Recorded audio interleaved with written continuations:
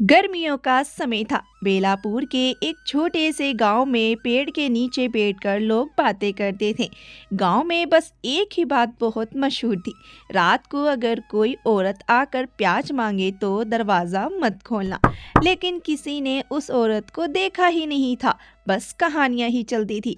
गांव में रहती थी एक 17 साल की रिधि, जो अपनी माँ और छोटी बहन के साथ रहती थी। दिन भर वह घर का काम करती थी और रात में वह पढ़ाई करती थी। गर्मी की वही रात, सब लोग सो गए थे। रिधि अपने घर में जगी हुई थी। तभी धीमी सी दस्तक हुई। रिधि चौंक गई। धूप वाले दिन में तो लोग आते हैं, लेकिन रात में कोई नहीं आता। बाहर से एक अजीब सी धीमी आवाज आई। बहन, थोड़ी प्याज दे दो। आवाज डरावनी नहीं थी, बस कमजोर और अकेली लग रही थी, जैसे कोई बहुत थकी हो। रिधि ने खिड़की से झांक कर देखा।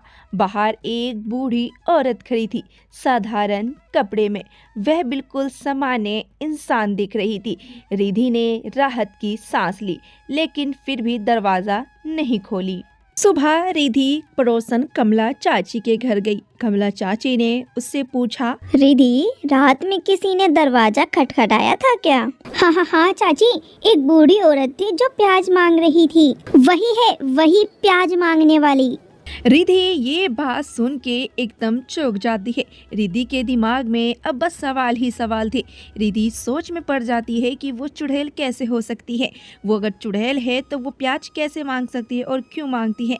मुझे इसका पता लगाना होगा। उसी दिन दोपहर को जब गांव वाले पेड़ के नीचे बैठकर बातें कर रहे थे, तभी रिधि पहुंच गई।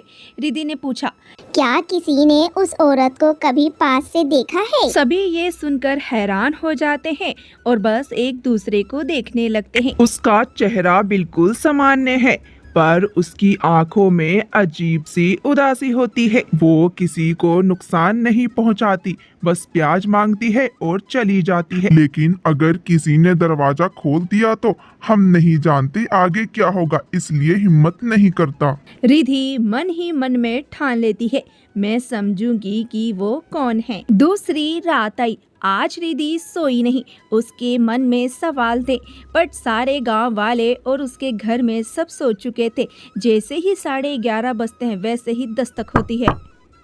दरवाजे पर वैसे ही धीमी आवाज आती है। औरत बोलती है, बहन, थोड़ी प्याज दे दो। इस बार रिधि समझने के लिए खड़ी हुई। उसने दरवाजा नहीं खोला, पर खिड़की से आवाज दी, माँ, किस लिए चाहिए प्याज? बाहर की बूढ़ी औरत चौंक गई। उसने पहली बार जवाब दिया, बहन, मेरे घर में एक लड़की है, खिचड़ी बनानी है, प्याज खत्म हो गई है। आवाज में दर्द था, छलावा नहीं। रिधि को उसकी बात झूठ नहीं लगी। उसने एक प्याज खिड़की से दे दिया। औरत ने धीरे से उठाकर कहा, धन्यवाद, ईश्वर तुम्हारा भला करे। औरत बिना गायब हुए, बिना उड़े हुए, बिल्कुल सामान्य तरीके से वहां से चली गई। रिधि हैरान रह गई। ये चुड़ैल जैसी तो बिल्कुल नहीं थी। अगली दोपहर डाकिया आया। डाकिया रिधि के घर आकर उसने सब कुछ रिधि को बताया। अरे बेटा, 20 साल पहले गांव में एक औरत रहती थी, सरस्वती। उसकी बेटी बीमार थी। वह रात दिन सबके घर दवाइयाँ, सब्जियाँ, प्याज मांगती फिरती थी। लेकिन एक दिन उसकी बेटी की मौत हो गई और वह पागल और हो गई, इधर उधर भटकने लगी। लोगों ने कहा वो चुड़ैल है, जबकि वो बस दुखी थी। अच्छा, तो वो मर चुकी आत्मा नहीं, वो जिंदा इंसान है जो सबके डर की वजह से अकेली रह गई। उस रात रिधि ने फैसला किया, मैं उसे ढूंढकर सच जानूंगी। अगली शाम रिधि जंगल की ओर गई, जहां पुरानी झोपड़ी थी। अंदर कोई था। दरवाजा पूरा टूटा हुआ था।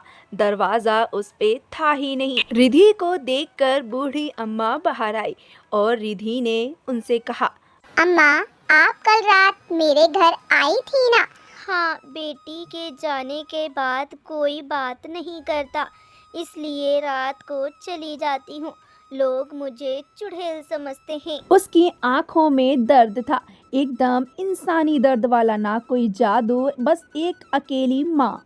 रिधि ये सब सुन के रो पड़ती है। अम्मा, आप रात को ही क्यों निकलती हो? मेरे से दिन में सब डर जाते हैं, इसलिए मैं रात को ही निकलती हूँ बेटा। अब सब साफ हो गया कि वो एक इंसान है, ना कि कोई चुड़ैल। रिधि गांव वापस गई और सबको जाकर बोली, वो चुड़ैल नहीं, वो इंसान है। उसकी बेटी मर गई, वो अकेली है, बस प्याज मांगती है। लोगों को यकीन नहीं आया। रिधि उन्हें झोपड़ी तक ले गई। सरस्वती अम्मा बिल्कुल डरी हुई वहां खड़ी थी। क्या तू ही है वो प्याज मांगने वाली? सरस्वती बिल्कुल डरी हुई थी। सरस्वती डर कर बोली, हाँ, पर मैं किसी का नुकसान नहीं पहुंचाती, मैं किसी का कुछ नहीं बिगाड़ती, बस खाना बनाने का सामान लेती हूँ। गांव के लोग चुप हो गए, वे शर्मिंदा भी हुए। कमला चाची ने झट से कहा, अरे ये बेचारी तो अकेली औरत है, हम ही इसको गलत समझते रहें।